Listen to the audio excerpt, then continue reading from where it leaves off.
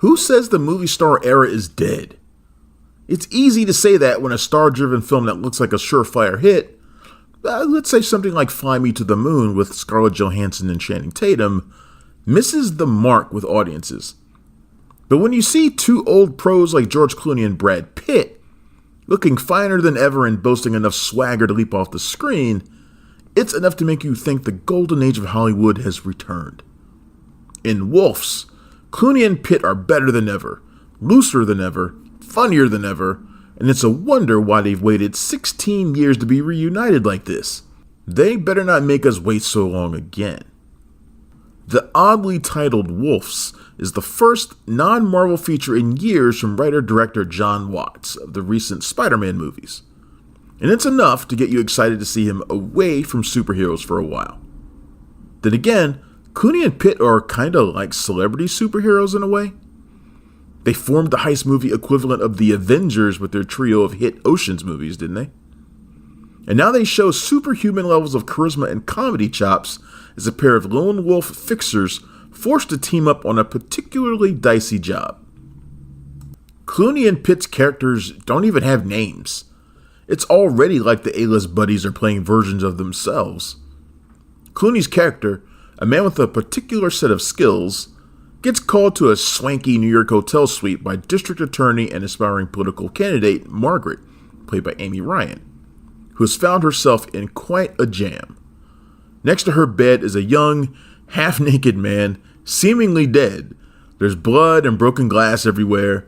She says the young man, who was definitely not a prostitute, was jumping around on the bed and he just sort of collapsed. Desperate, she dials a hidden number on her phone, a number given to her by a powerful friend. It doesn't even go through, and yet a moment she gets a return call. Clooney's character is a fixer, and he can fix this mess for Margaret. But he really wants to know how she got his number. People don't just have his number.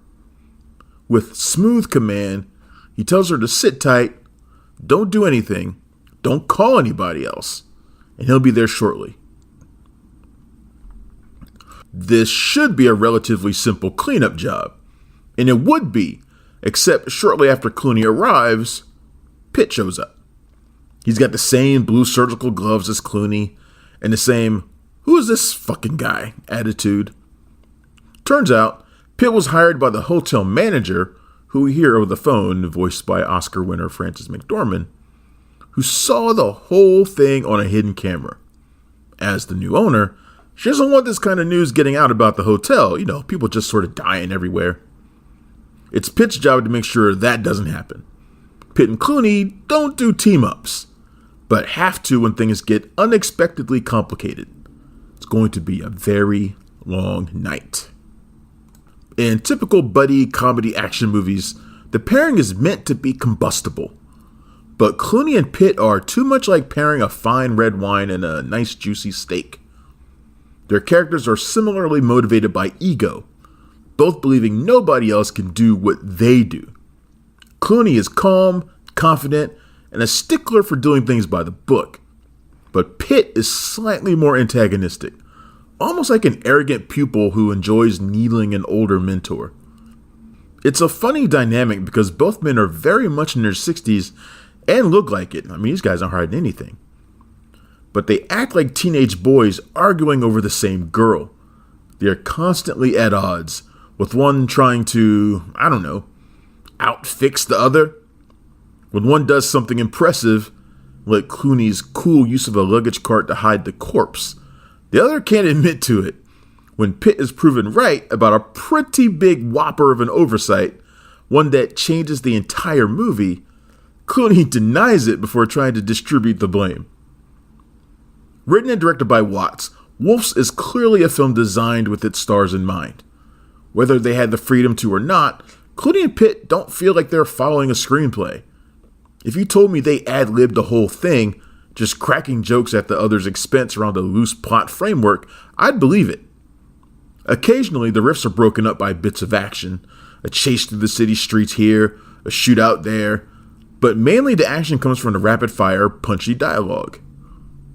Fitting nicely into the Clooney Pitt show was a wonderful supporting cast. Euphoria actor Austin Abrams nearly runs away with the film as Kid, whose shifting allegiance to the grizzled fixers is both hilarious and endearing.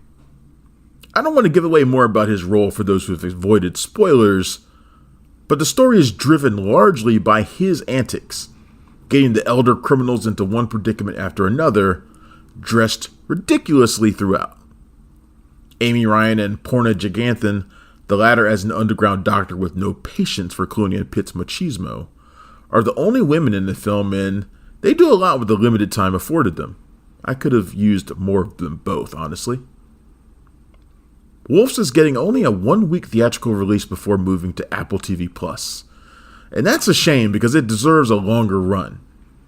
Drawing easy comparison to some of the best crime action comedies, I got a 40 Hours vibe quite often actually. WOLFS is a great time worth seeing on the big screen if you can find it. While others struggle to recreate the old formulas that led to genre success, Clooney, Pitt, and Watts make it all look so damn easy.